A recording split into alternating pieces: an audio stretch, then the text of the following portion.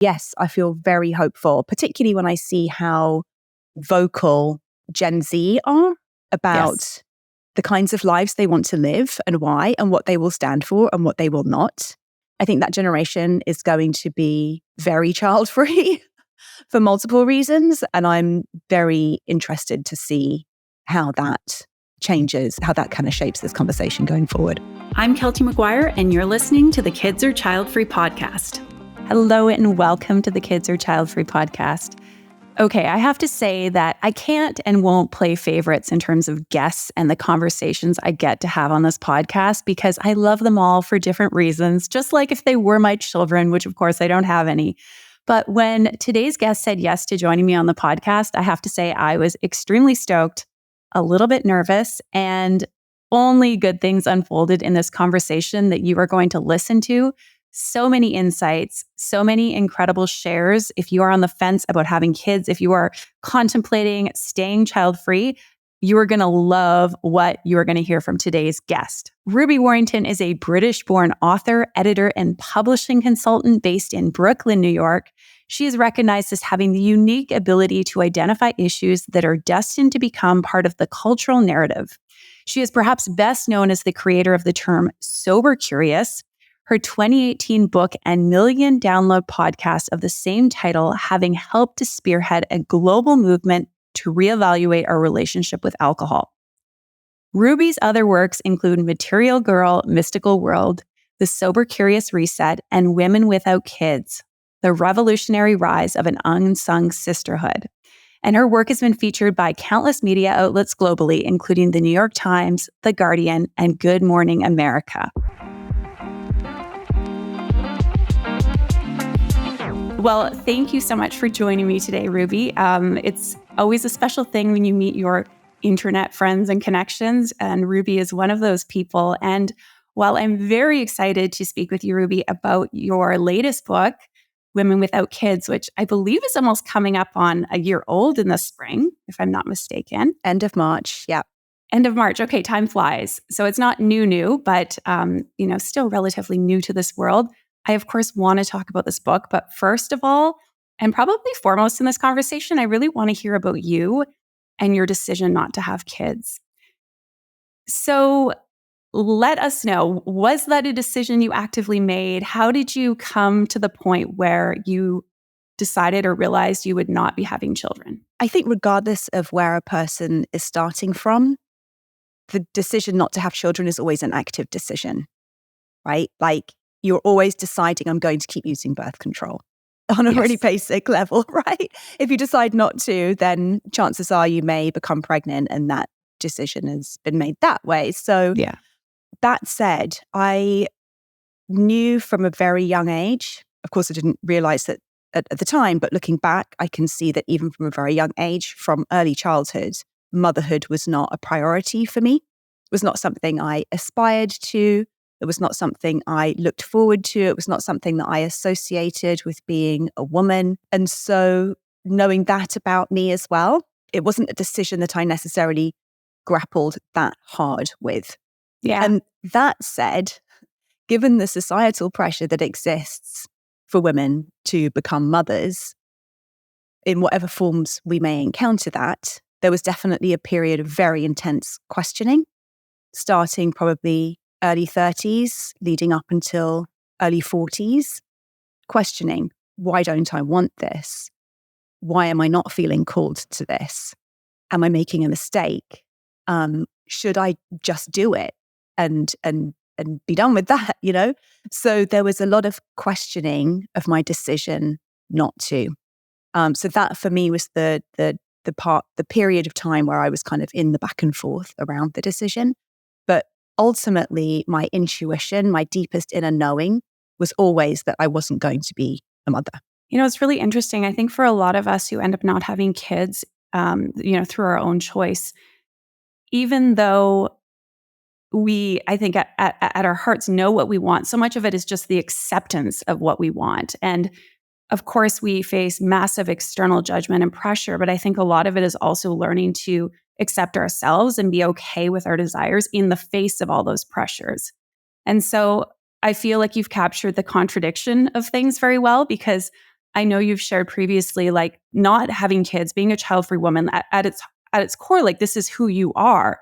And yet there was still questioning, there was still ambivalence, there was still struggle. And I think it's something we talk too seldom about, and it's something I'm really seeking to normalize, is that probably for the majority of us, and I'm curious what your thoughts are on this, having talked to so many women without kids, that actually that's probably more what's normal versus like the rule that we think is, well, I just know I don't want kids, therefore it's cut and dry, and there we go.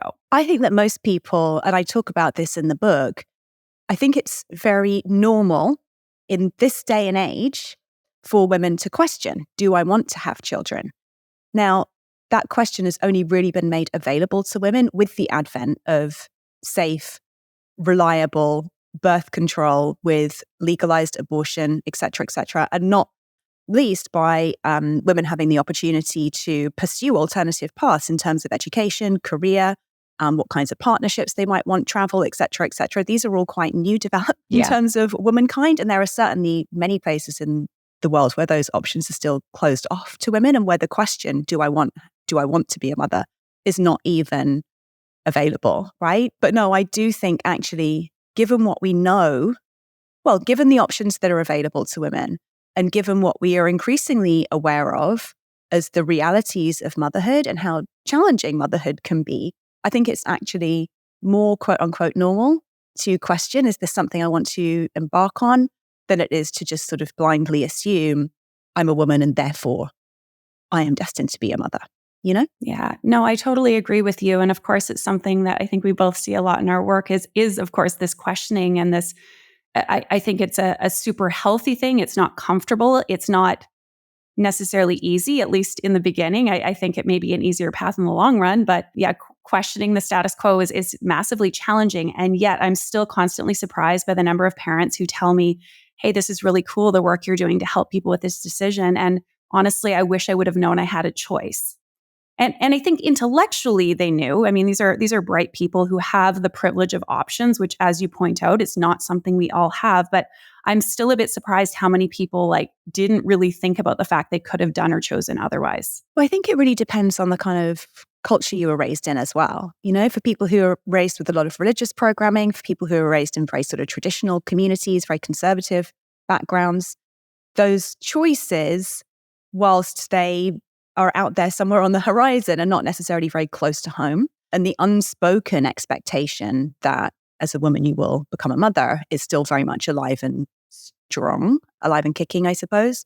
So yeah, I think that, you know, in the first chapter of the book, I talk about this concept, the motherhood spectrum, which suggests that rather than this binary of like, it's a definite yes for me, it's what I've always wanted, it's where I know I will find my fulfillment, it is my destiny, and this alternative under the binary, which is like, I definitely don't want it, I absolutely do not see myself as a mother, and that means I'm going to live outside of the in-group and I'm going to deal with the consequences of that for the rest of my life. I actually think that there's much more of a spectrum at play here, and that most people, male and female and of all genders, will actually orient probably at different places on that spectrum at different times in their life, depending on their life circumstances, and how those life circumstances might shift throughout the lifespan, particularly of their kind of fertile window. So yeah, I think that's just a much more realistic way to think about people's orientation in this area, you know? Yeah. So yes, there's something I talk about in the book as well. I describe the decision not to have children as almost leading a person to grapple with existential FOMO. This is like one of the biggest decisions, or if not the biggest decision that a human being can make. It is also an irreversible decision that is not about your life only, but it's about the life of your whoever is the co-parent of that child and the life of the child.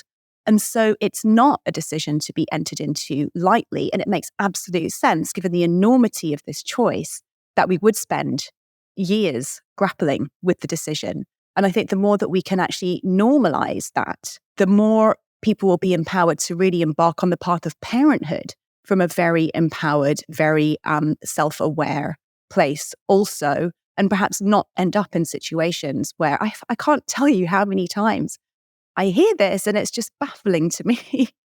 So many mums, particularly in the first sort of 5 years of embarking on motherhood will say, nobody told me how hard it was going to be. And I'm baffled because that's sort of what I feel like I always heard. That's all I ever heard was how hard it is. And I just thought, really? I always think, really, no one told you it was going to be this hard and that it was going to irrevocably change every aspect of your life and there was never going to be an off switch, and no one told you that. I feel like it's all we hear.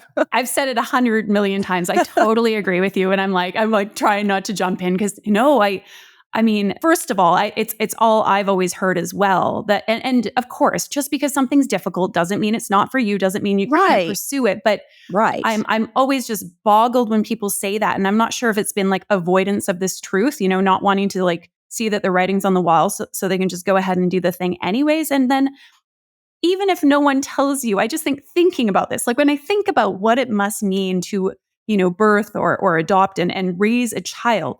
If anybody has spent any time at all with a little person, it's got to be really hard. Like, I mean, taking care of myself feels hard. So you throw one or two or more other people in the equation, and I can only imagine. So no, I wholeheartedly agree. And you've also got all my synapses firing over a couple other things you shared. So first of all, the motherhood spectrum, like, to me, this is such a great way of describing this ambivalence and uncertainty and this kind of gray middle ground that so many people find themselves in. And why wouldn't there be a spectrum? You mentioned different genders, for example, or different, people from different backgrounds. Like we have a spectrum in so many other areas of our life. It's like most of us were not maybe like, let's say, uber creative or totally not creative. Like we're maybe creative in some areas in our life. And when we look at sexual identity, it's like, it's the same thing. So why would that not be the case when it comes to something as big as parenting? So exactly. So, yeah. And I think to your point about just because something is difficult doesn't mean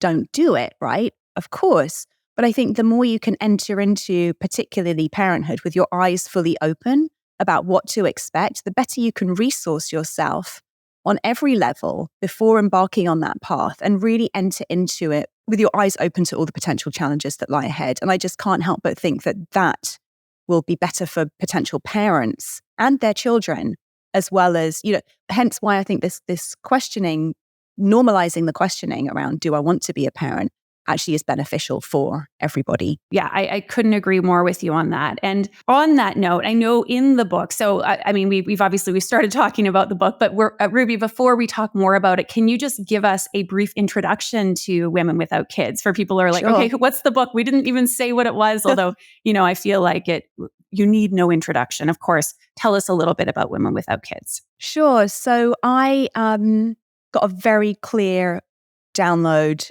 that this was a book I needed to write when I think I was 43 at the time. And I found myself contemplating menopause. There's a lot of very expansive conversations around menopause starting to happen, which I think is really interesting, about this being actually a kind of potentially exciting period of growth for women rather than the traditional narrative, which has been, this is when it all ends. And I started contemplating menopause and what might lie on the other side of this change for me, and feeling quite excited actually about being off that monthly hormonal roller coaster and just kind of, the hormonal changes that can actually bring a lot more energy, a lot more confidence when we're kind of leaning into that. And in that, I realized, wow, not one part of my being is panicking about it being too late for me to kind of have a child, for that having passed me by at this point. And at 43, maybe it hadn't. 47, I'm still getting my period regularly, maybe it hasn't. But I thought it was very interesting that there was no part of me that sort of thought, shit, I forgot to do that really important thing. And that was so validating to the part of me that had always known that motherhood was not my path. And it really shone a light on how all of the questioning, all of the self-doubt that I'd experienced around that decision had been the result of external conditioning and other people's projections on my chosen life path, And it just sort of made me, it didn't make me angry, but it just made me realize that there was very, very little literature that I had found that valorized the life path of non-parenthood, whether it was by choice or by circumstance. And I wanted to create something that really said to people, it's okay not to be a parent. Beyond that, I also had realized that having always felt like the only one in my friend group, among my colleagues, in my family, etc. I actually realized as we kind of like sort of crossed over this threshold into our early 40s, that there were quite a lot of people in my community who hadn't had children. And I started to become very curious about what their stories were. And then I sort of zoomed out and applied my journalistic sort of training to this, I suppose, and began to notice that actually this is a trend in every single country globally. Even countries where the birth rate is still increasing, the individual birth rate, meaning the number of children that individual women have, is slowing down, is reducing. And I just started to think, wow, this is not only is this a life path that is obviously more popular and more normal than I had ever realized, the fact that the birth rate is slowing down to the extent that it is all around the world actually says something very profound about the evolution of womankind and the choices that women have available to them. And I started to get quite excited about what that might mean. So the book really has it's very personal, but then it also has a very sort of global perspective, which is about what does this mean for us as humanity, actually, if more and more of us are choosing alternative paths or having that path chosen for us. So the book really was a deep research project into all of the things, personal, political, environmental, societal, etc., that are influencing the birth rate globally, and what does that look like in the lives of women individually? Yeah. Well, it's for anyone listening, if you've not read it, certainly make sure you buy a copy of Ruby's book. I mean, you just mentioning all these different areas that you wanted to encompass in this book, it's like, what an undertaking. And I can only imagine how arduous that must have been. And it's funny, like, to go back to what we said about some things are hard, but you still can do them and want to do them. It's like writing a book is a great example, right? Looking at our aptitudes and the things that we want for ourselves. Just because it was difficult didn't mean you said, I'm sure there were moments, but like, I'm not going to write this book. And yet parenthood was something where you said, like, this isn't my kind of heart, if you will. Like, it's not suited for me. So many different things you said. Also, I'm just going to like plant this little seed because I feel like there's going to be a book coming about menopause. So maybe you're working on that, but if there's not, maybe that's your next book. I want to hear more about that. I'm still I'm 41 years old now, but I agree. It's becoming a more talked about topic that it feels like we're on the precipice of what can be an exciting time versus what can be horrible and dreadful and all that. So now, of course, you mentioned, this was also a personal deep dive. It wasn't just looking at what does it mean for us in that like global or societal or, personal level, broadly speaking, but for you. And did you expect when you wrote this book, like, I won't give it all away, of course, but you really go through a personal journey of looking at like, where did your own desires come from or lack of desires come from? Looking at your relationship with your mother, for example, like, did you know that was going to happen writing the book, or was that sort of something that was a bit of a surprise and I'm guessing challenging to navigate? So throughout my 30s, during the questioning period that I mentioned, the question I got most frequently from people was, but why? Why don't you want to have kids? And my answer came from this intuitive place of, I just don't. What can I tell you? I just don't feel the urge. It was that simple. But I think as I began to look at this project, and also, this came after, this followed my previous book, Sober Curious, which sort of talks about the process of removing alcohol from our lives. When I changed my own drinking and began to get really present to what was true for me underneath my alcohol use, there was a lot of family dysfunction. There was a lot of discomfort in that kind of realm that I hadn't really paid much attention to before. I just kind of got on with life, and I was becoming more aware.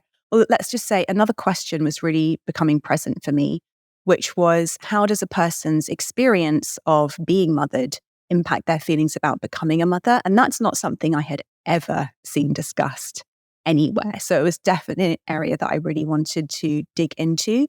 And beyond that, how does one's experience of family life impact their feelings about starting a family of their own? And it became very clear to me that actually there was a connect between my early experiences of family life, the kind of wider family of origin story, my relationship with my mother, that had been part of my, I don't think that that's something I want for myself. I became very interested as well in this question of nature versus nurture. If I'm sort of saying, I just don't feel like I was built that way, that is directly counter to what biology and evolutionary biology would tell us about the purpose of certain biological parts that we're born with as natal women, right? And so that became very interesting to me. I've never had the urge. What does that mean? Where did that come from? Why not? So rather than feeling defensive, as if I have to defend this choice, what feels like a natural choice for me, I actually started to get really curious about where this sort of inner knowing that I didn't want to have children had come from, which did lead me back to my family of origin. It led to me investigating the stories of the women and mothers, going back down the lineage in my family on both sides of my family line. And I won't go too deeply into what I uncovered here. People can read the story. But yes, it was very, very challenging material to grapple with. Ultimately, it feels like it's an incredibly important part of my story. It feels like an incredibly important part of me sort of just accepting my family of origin and finding my place there, as a woman without kids. I've been able to connect on some level to women in my family who I never knew. I never really knew either of my grandmothers, for example. Connect to their stories and imagine what their lives might have been like, and imagine what their lives could have been like if they'd have been given the option about whether or not they wanted to become mothers, Yeah. So yeah, all very, very deep, but very healing work. The most challenging part was sharing early drafts of the manuscript with my mum. It led to some incredibly difficult conversations, very, very painful.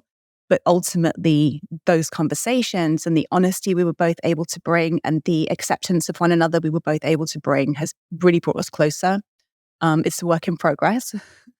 But it's definitely, I feel closer to her now than I ever have in my life. And I think that's the direct result of engaging with this work in this book. Yeah. It's so interesting because everything you share, I think probably people listening can relate to this as well. A lot of it mirrors my own story as far as, well, this is just something I don't want. Like, it's just not interesting to me. And I think, of course, we can always affix reasons or find, something to validate the way we feel. Oh, it's probably because of this, it's because of that. It's our environment is crumbling, for example, or I really like spending my time up in the mountains doing hikes that my kids would never come on, or whatever it may be. But, likewise, I think if we want something, we can, of course, also find the evidence to support that. Now, Justin, I would say really the last year or two, have I started to ask, despite me saying things to the contrary, like, well, I had a good upbringing, I have a good relationship with my mom, she's a great mother, my siblings, whatever the story is.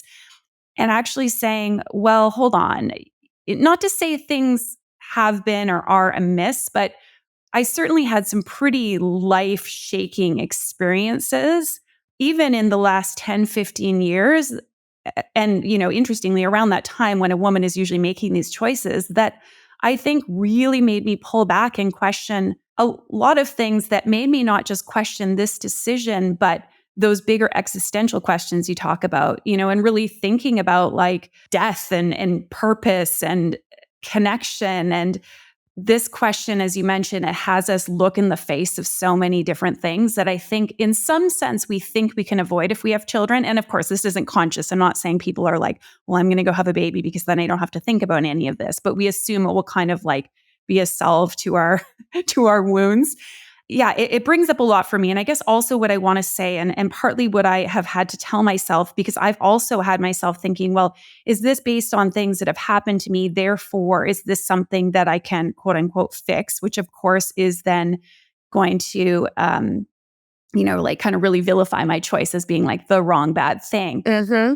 Or do we say that ultimately we're all the product of our circumstances, of our makeup, of all these things, whether we want kids or don't want kids, whether we feel good about it or not good about it. And that maybe it's just a futile exercise in some sense, not to say we shouldn't do any of this self-work, but like, can we ever tease it apart? And so I guess to take all of my ramblings and thoughts on this and bring it back to you in the form of a question, do you think we can ever really know nature, nurture, where our desire or lack of desire for children comes from? And does it even matter? I think it's incredibly nuanced and very individualistic. I mean, when I think about, the values of psychotherapy, for example, we can absolutely spend months, years sort of digging into the root causes of insecurities, various patterns, beliefs that we realize are not serving us, dysfunctional relation dynamics, et cetera, et cetera.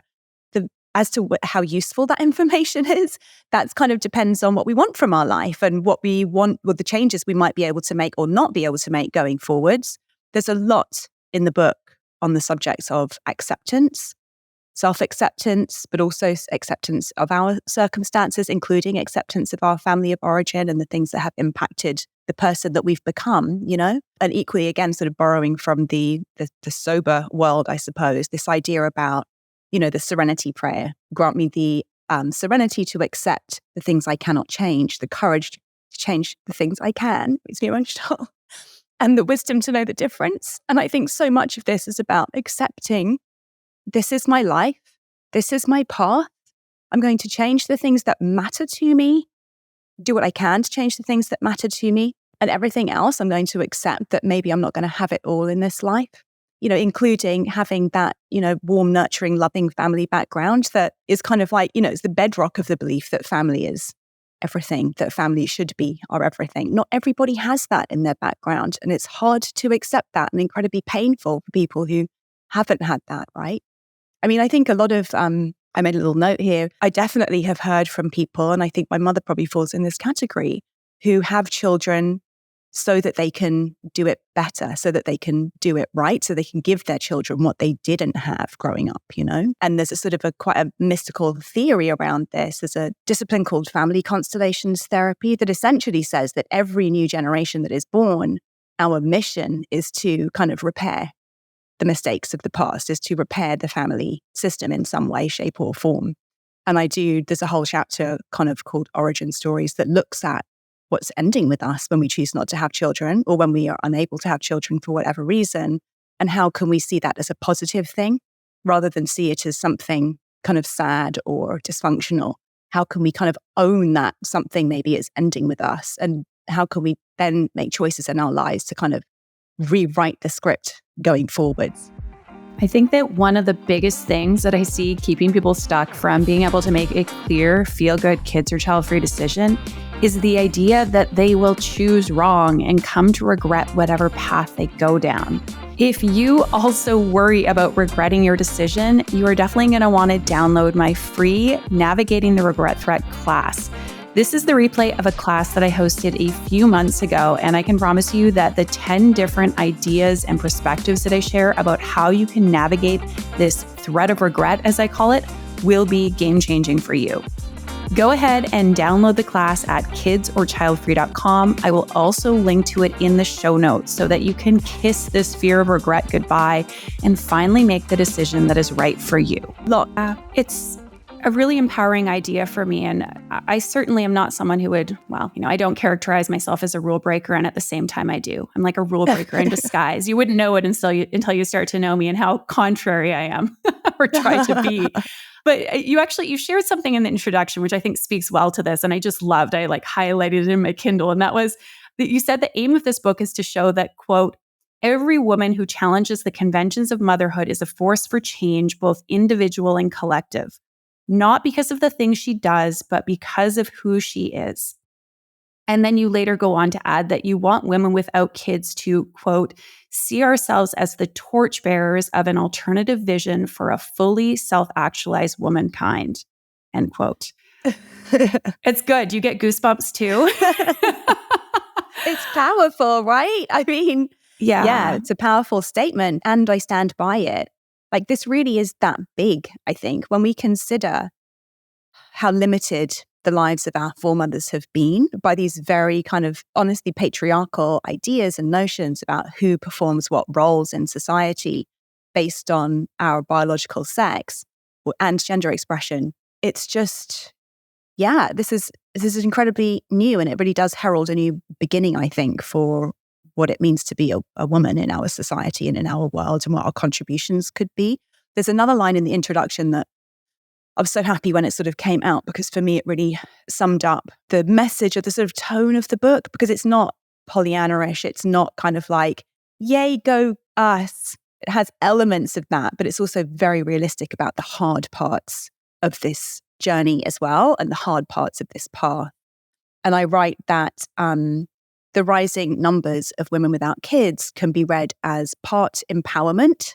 So this idea of having more choices and being able to actually have autonomy over our bodies, over our lives, part empowerment, part self-preservation, because it is incredibly hard to mother under current conditions, right? In a culture where it's very hard to find and sustain romantic relationships that stay the course, to find a suitable co-parent, where economic conditions are increasingly challenging, and where the environmental prognosis is really pretty bleak, right? Yeah. And part birth strike. So almost a form of resistance, conscious or unconscious resistance to no, for as long as this is the way mothers and children are treated in terms of policy, in terms of global warmongering, in terms of, global lack of positive or like real action on climate change, et cetera, then I am not going to bring any more children onto the planet. So part empowerment, part self-preservation, and part birth strike. And I think all of those elements are really, really present in the lives of women without kids today in the 21st century. Yeah, I agree. And I think it's so valuable that you have a very balanced approach in that, because I think a lot of what we see and hear, specifically amongst the child-free community, the child-free by choice community, it can feel very, I don't know, sort of like radicalized, or more this like rah, and there's nothing wrong with that. But I think it can be empowering. It can be really just about living our lives with intention in the way that we want. And it's also indicative of, I said to my husband the other day, I said, all these countries are saying, well, why aren't women having kids? We need to get them to have kids. And I think the question is like, yeah, why are women not having kids? It's not just, right, effectively force women to bear children. We need to say, why is the birth rate declining? Part of it, as you say, is probably for quote unquote positive reasons. Women, can become, they have more autonomy and more well-educated and more money and all these things. But part of it is also because it's overall a really poor environment to be having children in. So yes. Exactly. So both those elements can be true and are true in all of our stories. And I think focusing on one at the detriment of the other is just not honest, and it's not realistic, and it doesn't reflect the truth of our stories. So I wanted to make sure that I was kind of striking the right balance. My publisher, of course, was constantly asking me to dial up the positivity. We need more empowerment. We need more of that kind of rah, rah, yes, us, this is the revolution, but that's not really who I am. yeah. So it's in there. But I also want to just be really real about the fact that conditions on planet Earth are not conducive to child rearing and family life in general. And that's devastating. Yeah. No, the book felt very heartfelt and true. And like, there's also, of course, that's, looking at our external conditions, but there's also like a big kind of spiritual element to all of this questioning and self-discovery. And so I think you do a really good job balancing it all. And I can only imagine how daunting it must have been to like weave all of these different parts together. It was. I was writing it during the pandemic. I think I got the deal at the very end of 2020. So I wrote most of it in 2021. And I think about halfway through, there was never a point when I just wanted to give up. Like I really was so in it, and I felt so good about what I was uncovering and the way it was all coming together. And it just felt incredibly fulfilling, although it was very, very challenging to kind of weave all these threads together in a way that was coherent and inclusive and didn't end up being like 600-700 words, that was accessible too, I suppose. Yeah. There were definitely points when I was like, wow, I had no idea like how big of a subject this actually is, and how this topic touches every area of life, actually. And so that definitely was challenging. But yeah, I suppose taking place during the pandemic, I think lots of people, there were so many conversations about the light that the pandemic and the lockdowns in particular shone on just how unfair the gendered division of labor still is, despite all of the advances, kind of surface level advances, I suppose, of the women's liberation movement. Guess what? When all of those external supports, schools, childcare, et cetera, fall away, then the vast majority of the hands-on, daily, relentless labor of child rearing falls to women. And yeah, the fact that so many women were forced to leave the workforce when those external supports were no longer there just really shone a light on how far there is to go in terms of enacting gender equality when it comes to raising children. not just the very, very challenging and dangerous work of actually gestating and birthing a child. Yeah.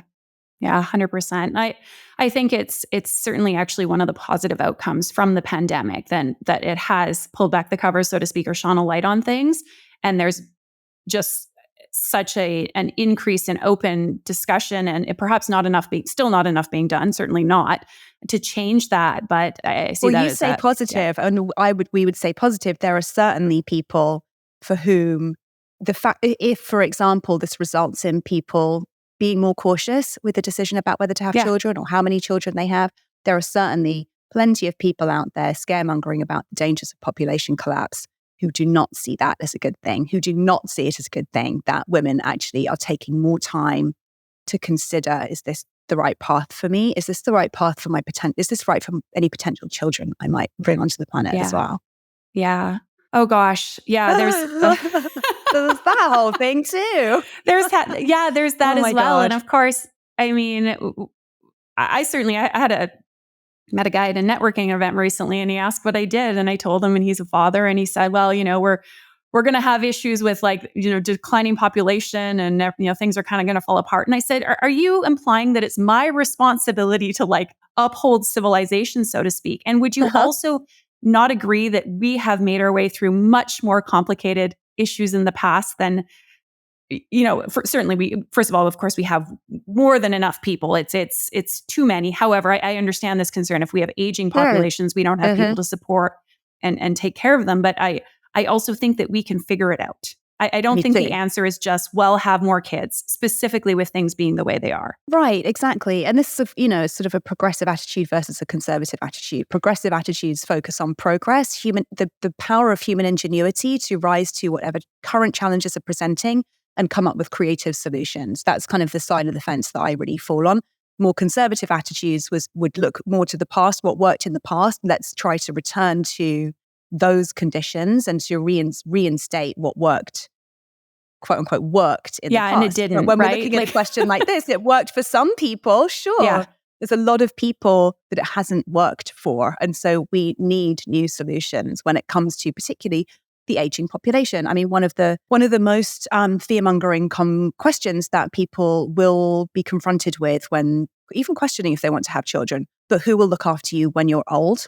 More of the research I've done into this, and I sort of, I've continued to research this subject, obviously, since the book came out, but I've discovered that among children, and it's by and large female children who become the primary or, lead caretakers for ailing parents in their older age, rates of depression, anxiety, and suicidal ideation absolutely skyrocket. So again, we have this kind of very old-fashioned convention of children, and female children specifically, stepping into the role of caregiver for ailing parents.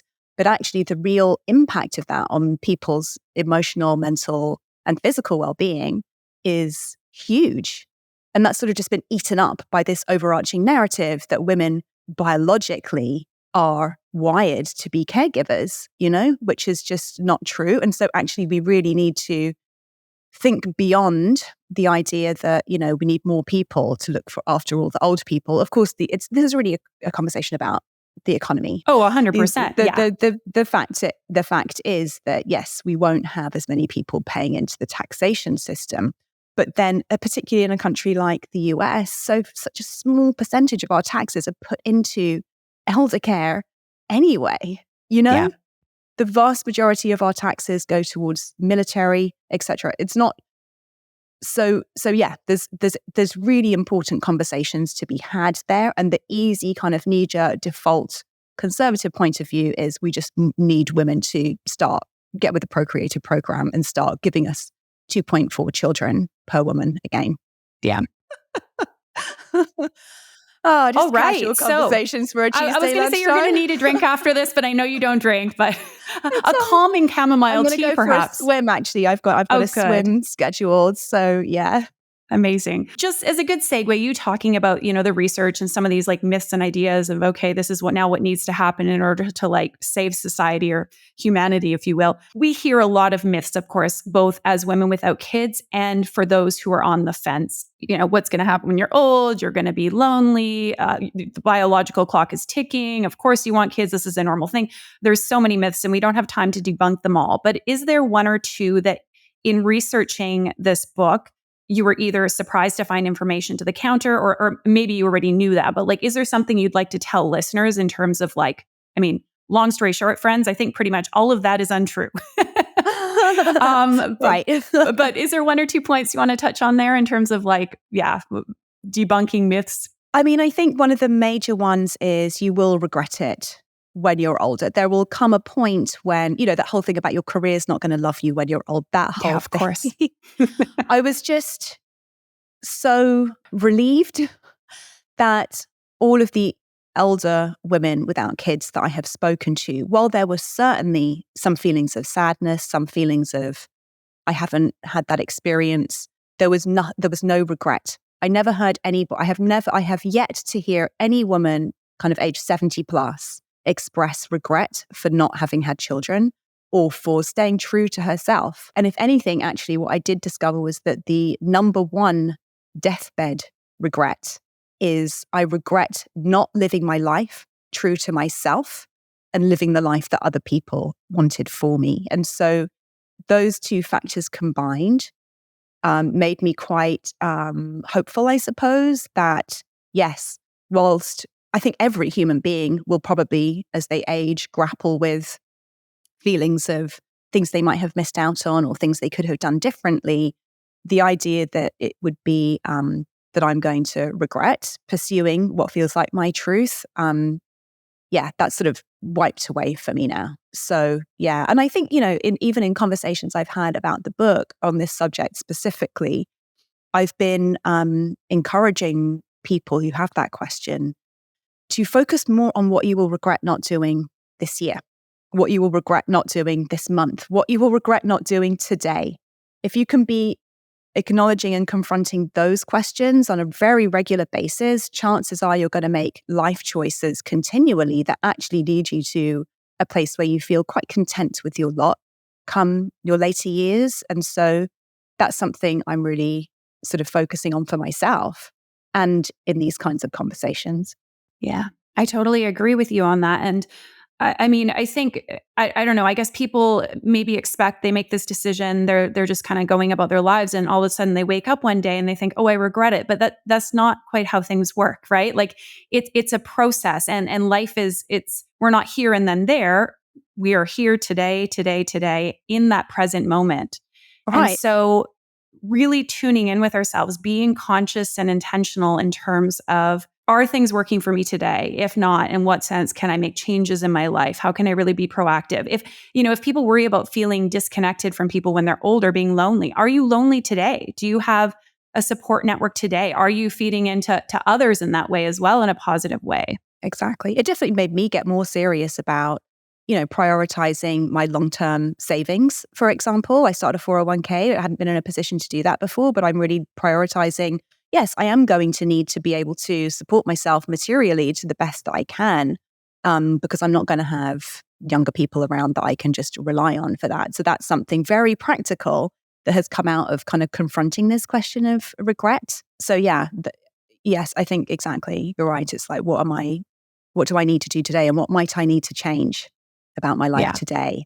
I do mention or sort of touch on the phenomenon of what I call last minute mums.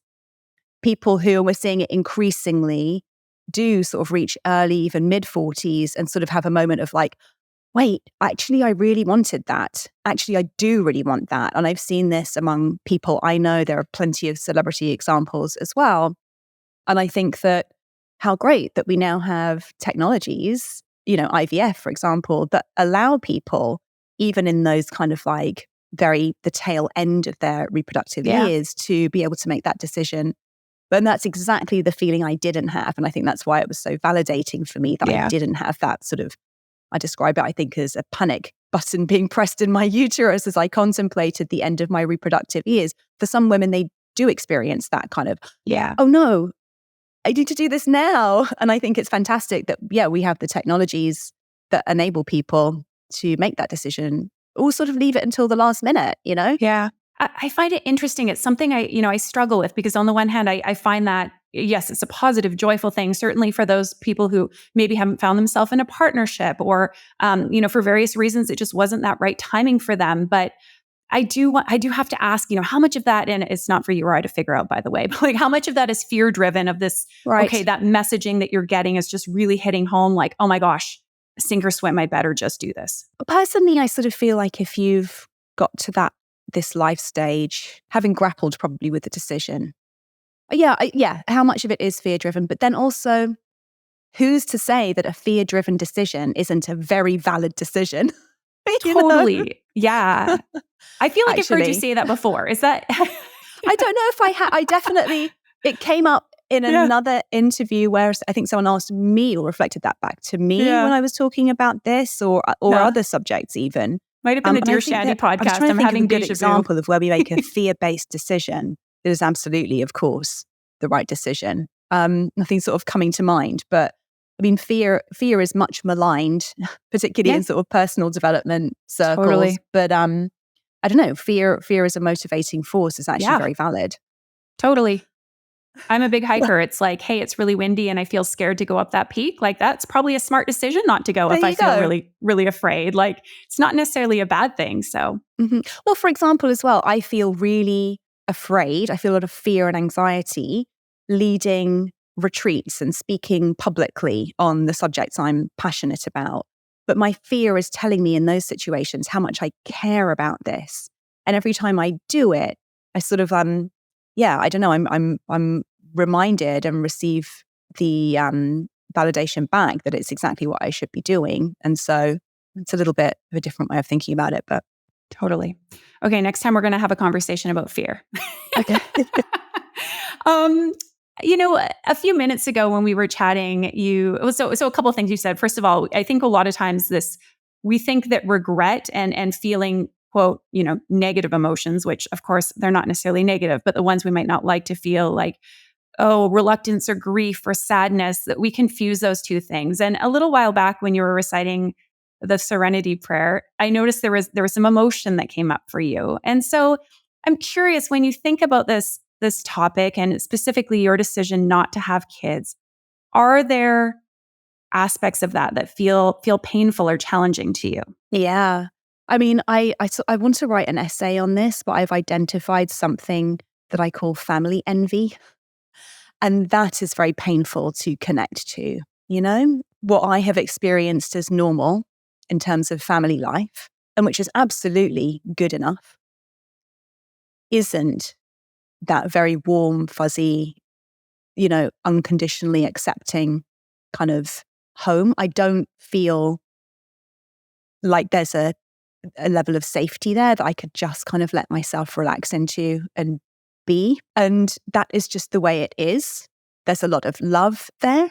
There's no animosity there. But there hasn't been that feeling of just safety and a sense of, here's somewhere I can go and just just breathe it all out and be.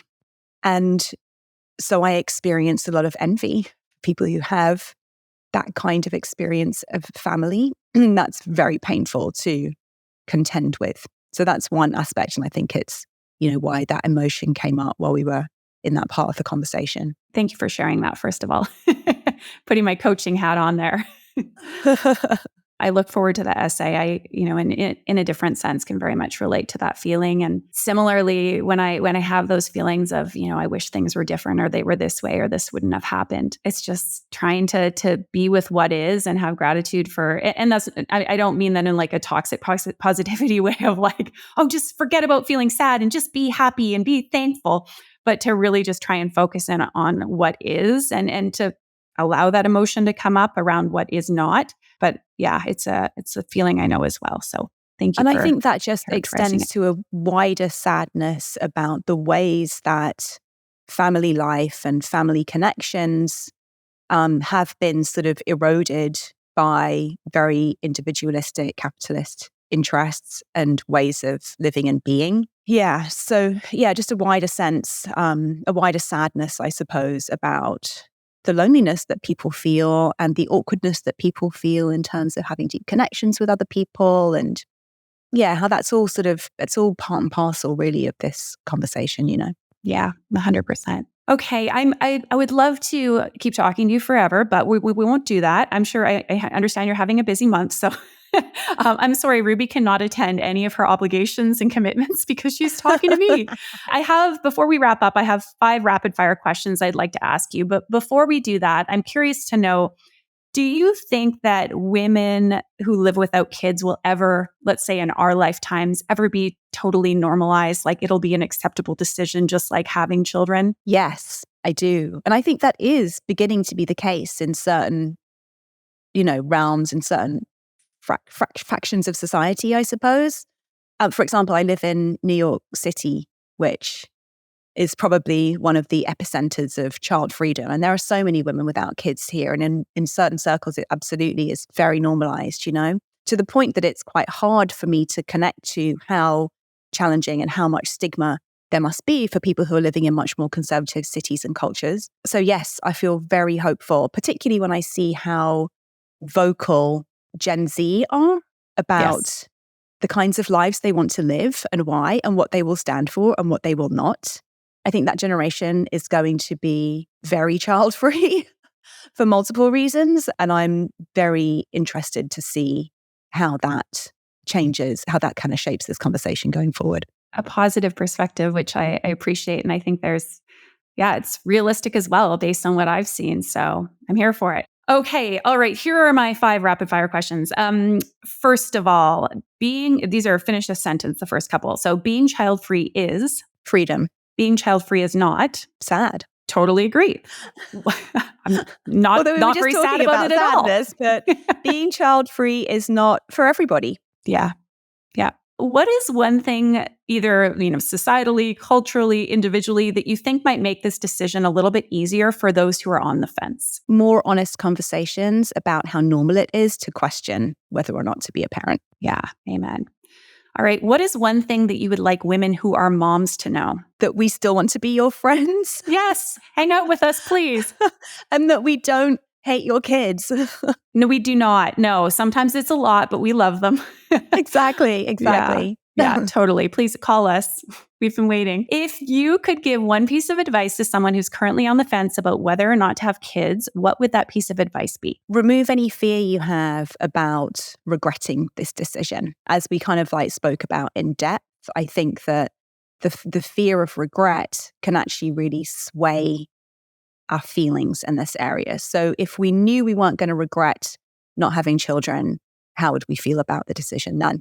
All right. I think that is a beautiful question to ask ourselves and the perfect place to wrap up. So before we do so, Ruby, you, first of all, I would love for people to be able to connect with you and, of course, buy your books, plural. How and where can they do that? So all my books are listed on my website, rubywarrington.com, and hopefully all available most places books are sold online. I'm on Instagram intermittently at Ruby Warrington. And I mentioned before we started talking, there is an in-person Women Without Kids retreat happening March 21st to 24th, 2024. I'm hosting that in collaboration with Rachel Cargill, who runs an Instagram account and a platform called Rich Auntie Supreme, which is all about the decision to be child-free. So that's going to be a really amazing opportunity to connect with more women without kids in real time. And I can testify, having hosted multiple in-person events around the launch of the book and over the previous year, how incredible it feels to be in rooms full of women without kids, women who are all openly having this conversation with one another kind of in real time, in real life, is just so inspiring and empowering, and it feels amazing. So I'm really committing to keeping those in-person events happening wherever I can, as often as I can. Come do one in Germany, okay? Oh, it's definitely we'll go to on the list. A bio hotel, which bio, I guess we would say in English, an organic spa hotel, and we'll go do some hiking and we'll have some good conversations. Absolutely. In the sauna, that would be really nice.